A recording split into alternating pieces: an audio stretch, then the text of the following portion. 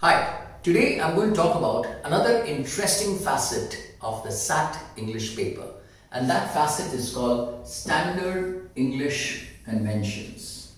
Now, what does it mean basically? In short, I am going to talk about two things. The first factor is known as boundaries. And what do I mean by boundaries? By boundaries, I mean our punctuation marks. Different sort of punctuation marks are what we are going to look at.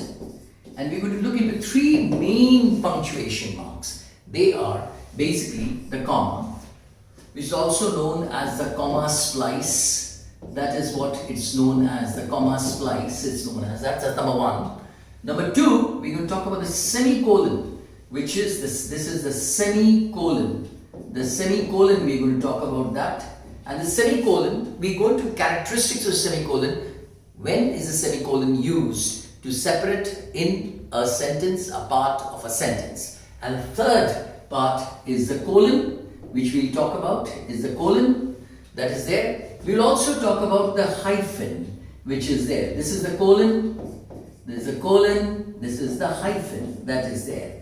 And also we'll talk about the dash. A smaller one is the dash. So these are the 4 points we're going to talk about when we talk about boundaries.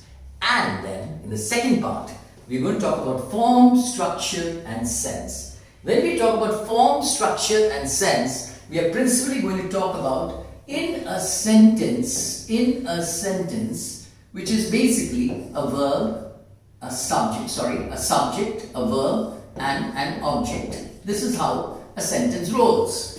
A subject, a verb and an object. That's the simplest structure of a sentence.